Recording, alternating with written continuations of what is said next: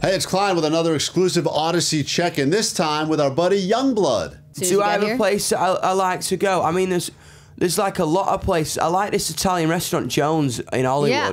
You know what I mean? It looks Jones like, on 3rd? Yeah. No, Jones in Hollywood. Jones in Hollywood. It's like pizza place. It's like an Italian restaurant that's very dark and like, I feel like I'm in like old school, like Chicago mafia town. Yeah. You know what I mean? I'm just got that feel. I love that place because, you know, as a guy, if you look like me, you want to be like in as many shadows as possible. You want to be kind of hidden away. You know, and obviously if you're Yungblud, you're getting recognized everywhere. I feel like when you land, you immediately go to the Sunset Strip because when I think of you, I think of LA. I think of you, be it the Roxy or the Wiz, anywhere there, it's just up and down, and you have people. I mean, I've seen you now falling off of buses there. I've seen you during the middle of the pandemic with people just kind of hanging all over you. Oh, that was pretty mental. To be honest, I was like, I think, you know what I mean, when you like, America was always so alien to me when I was growing up. I just wanted to go there because I would see Ozzy's been there. Right. I'd see like the Pistols had been there and the Stones had been there, and I'd look at all like the British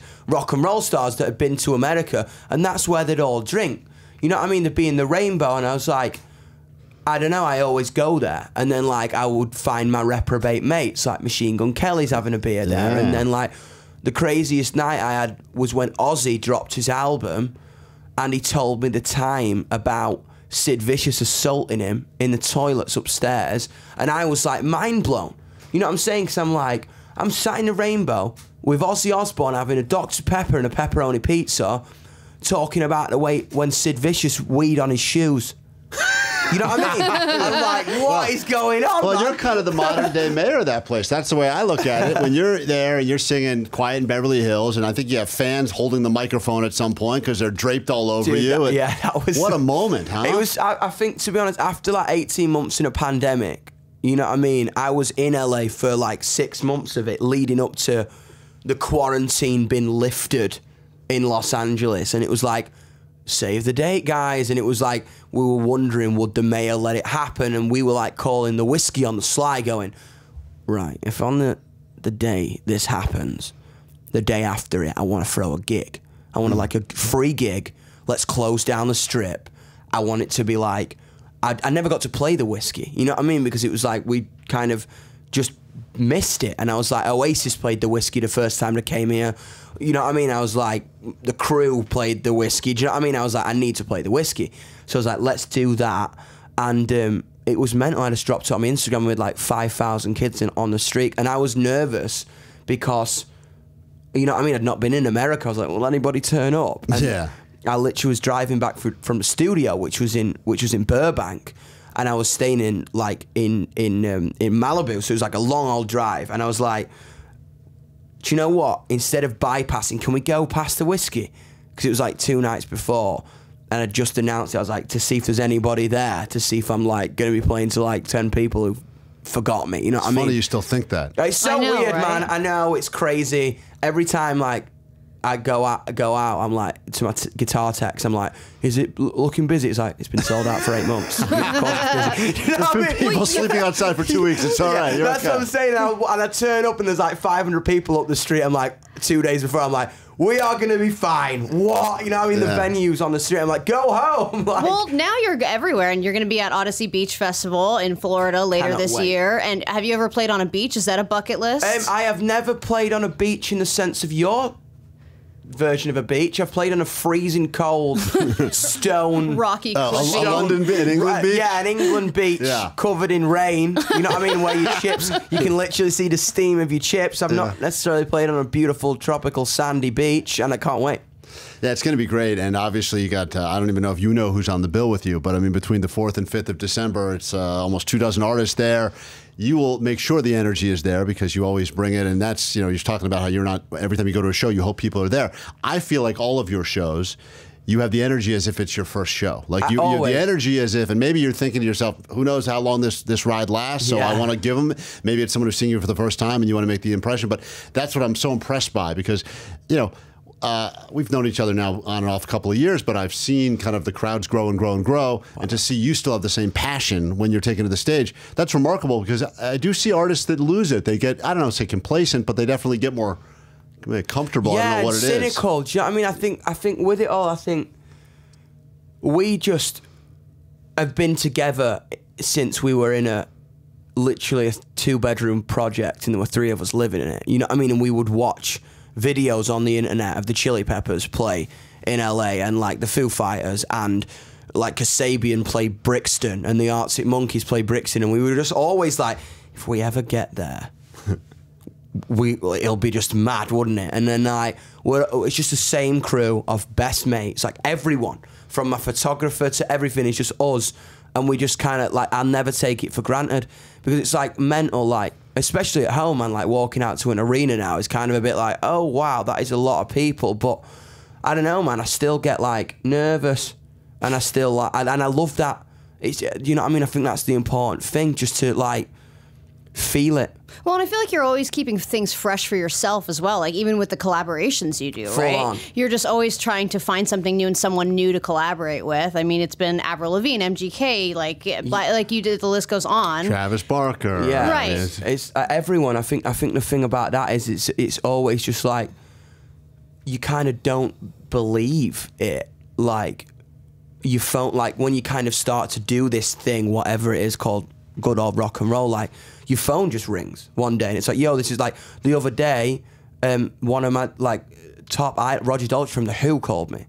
You know what I mean? And I was like, what? You don't think it's one of your friends messing with you at first? Like, no, I'm like, it was a withheld number, and I was sat down. Obviously, I was sat down, whatever. And it rang 3 times, and I don't usually pick up a withheld number because I don't know what it is. You know what I mean? Now, sometimes Well, my if number... I were you, I'd pick up a number I don't know, because it could be somebody important. That's For us, what it's I'm just saying. a stupid auto warranty. To be honest, I calls. should learn my lesson, because it's happened about 17 times Oh, now. my God. So like on the 3rd time, I pick up the phone and say, hello mate, it's Roger Daltrey. Sorry I'm ringing so late. I was fixing the chimney. And I'm just like... what? And then we're talking about doing a gig together. You know what I mean?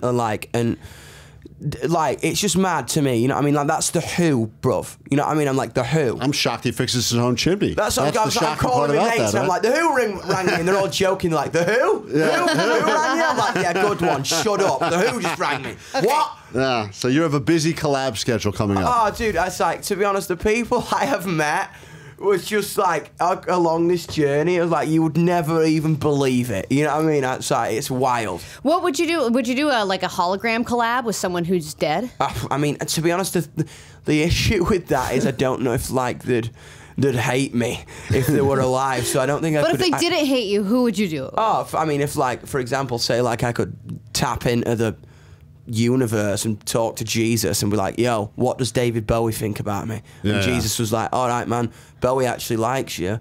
He has his consent, then that'd be the dream come true. So it's you and hologram Bowie on stage. Yeah, and like maybe like throw Freddie in there and just, you know what I'm saying, just for a casual... That's why you got to be at the Audacy Beach Fest. You don't know. Maybe that's that what happens. I'm saying. Like, I might, like, Freddie Mercury might come out playing piano. Fleabag, as you know, we're giving a lot of spins right I heard now. you in my car on the way in. It sounds nice. Thank you so much. Let me tell you something right now, because our music director's in the studio, so he can commit. I've never called him before about a song on the radio and said, this sounds awesome coming off the radio. Miles, did I call you? And I said, Fleabag, I'm listening to it right now. It sounds amazing on the radio. Yes. I've never said that before about any song. I'll slide you that $10 This I guy owe you in does like not 5 get that minutes. I don't care about music in general, but when it jumps off the radio and it makes it's very rock, and I think it covers all the angst that I think like alt rock brought, like when growing up in high school, all this stuff, and you feel it in a modern day way. It's been called a mental health anthem. I don't know if that was the goal when you got into it, but obviously a lot more talk about it these days. You were well ahead of it. You've been very transparent about everything you deal with. In addition to making music, which I'm sure is therapeutic and all that stuff, do you do therapy? I do, man. I literally, I would recommend that to everybody. You know what I mean? It's a very scary thing to be able to kind of... It's the hardest thing in the world to be yourself. Yeah. Like, it's actually like people... It's very strange to say that. People are like, what do you mean? I am myself. It's like, to be your true self is a real hard thing. And I would, like, anybody out there going through anything, you are valid to be going through that, even if you feel like you're not. You know what I mean? From any walk of life, anywhere, like, your head can be a dark place to talk to people about it. Always. You know what I mean? Well, and I mean, I'm a woman having a baby with another woman. It took me a while to figure out who I was, right? And for you, I know you've identified with the word fluid in the past. Completely. And so, you know, how how was that journey for you? And also, just as a fellow, as somebody in that realm, should we add F to the LGBTQAIF? Dude, I think with it all, I was like, I came out as pan, you know what I mean? I think, and with that, when I started Yungblud was legitimately a call out to anybody out there who felt a little bit like me, a little bit like an alien, a little bit like I'm expressing myself, yet I'm being ridiculed for it and judged for it. So is there something wrong with me? Does anybody feel like that? And then millions of people responded to me and went, yo, yeah, I do. And it was a pretty mental experience to me to find that. And I always say that, man, Yungblud ain't me. Yungblud ain't this northern red-haired, like, geezer who's, like, sat in front of you. Yeah, it's part of it, you know what I mean? But it's such a subculture. It's like a genuine thing that they carry with them. They made me feel comfortable enough to be able to be like, yo, this is who I am. And in the same way that I do, it's very much a conversation, you know what I mean, that has kind of got so much bigger than I ever expected and continues to every day. Like, I can't think about that, man, because that's spooky, you know what I mean? But people need to hear it, that's why. But that's what I mean, and it's like, with it all, it was always about the truth, especially with rock and roll, man, do you know what I mean? Like, it's so sick to see rock and roll have a resurgence again, like now, especially, because it was so vanilla and so boring a couple of years ago. You know what I'm saying? It was like literally the only rock and roll music I would listen to would be from 20 years ago. Right. You know what I mean? And that would literally be it. It was like, yeah, cool. Because everything now was just too much long hair and leather jackets. You know what I mean? And then it became a new thing again because it had a message and an identity. Because that's what rock and roll means to me. You know what I mean? Yeah, well, it's funny because you see these artists that get very successful, and then at some point you just see rich guys on stage playing guitars, and you have the fight in you, and I think people like that. They rally around that fight, especially as the underdog, the outcast, the misfit, and all of that. The last person we asked this question to was Halsey, so I'll get your take on it. If you had to have sex right now with either me or Allie, who do you pick? I'll tell you what Halsey said in a second. You remember Halsey's answer? Yes, I do. Okay. I mean, I was just like, I know you're pregnant. So like doesn't change anything. That's what I'm saying. It almost makes the sex better. Yeah. So I'm kind of like, I know we would have a great time, but then you're so gorgeous as well. So fuck. To be honest, in situations like this, I'm not even lying. I do toss a coin. Really? Coin flip. All right. I'm going to take that as a win. I lost the Halsey question. No cap. Like in my whole life, I genuinely do make decisions on coin flips. Really? What's the biggest decision you made on a coin flip? I would probably on a mix, really, between A and C. Coin flip, fuck it, let it. Really? That was for the song. For the song you released.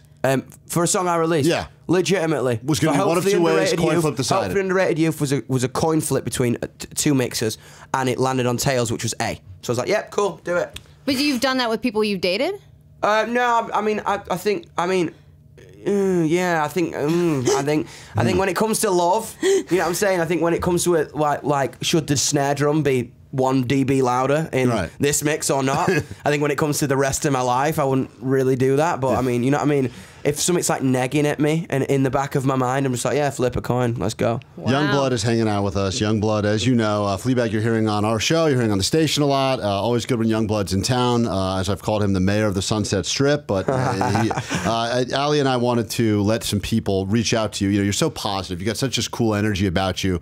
And it's that time of year when people sometimes have to deliver bad news. And we thought if you could Yungblud up the message, you could make it more palatable for someone to take. So, for instance, these are some of the ones that we got from our listeners. Yeah, we had a bunch of them come in, Yungblud. So deliver this bad news however you want to in your beautiful Yungblud way. I'm down. Okay. So this is from Hector from Orange County. Hey, Yungblud, could you please break the news to my girlfriend that I killed her goldfish while she was out of town? Okay, it's Hector. That's Hector, yeah, from Orange County. Hello, Hector's girlfriend in Orange County. Nice to meet you. I hope you're having a lovely day, and please sit down right now because I got something to tell you.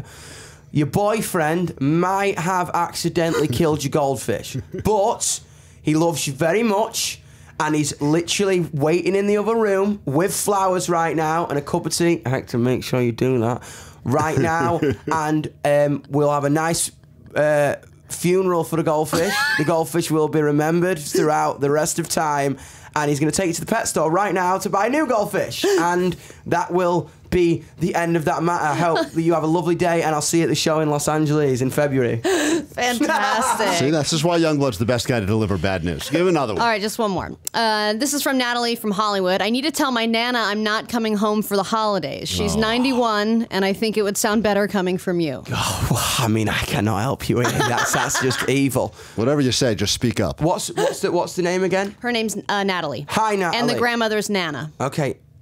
All right. Hello, Nana. I hope you're well.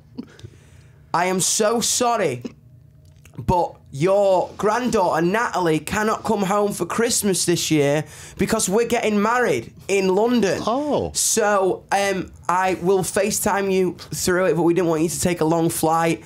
I'm so sorry. I'll be there next Christmas to give you a big fat kiss and a cup of tea in bed. So I am so sorry about that. We are sorry, but we'll see you next Christmas. Love you. This is why he's the best. Yungblud, thank you for your time. Thank you, man. Thank you for your energy. Thank you for your songs. Thank Always. you for everything. We appreciate you very much here. This has been a check-in, an Audacy check-in with Yungblud. Yeah, man. Thank you, Yungblud. That has been an Audacy check-in with the great Yungblud. Thanks for hanging out. Yungblud, you'll see him in person if you head to Audacy Beach Festival happening in Fort Lauderdale, Florida. The 4th and 5th of December. Tickets available. Get them now. Yungblud takes the stage night 2, December 5th. But of course, go there for the whole thing, the 4th and the 5th. Tickets right now at AudacyBeachFestival.com.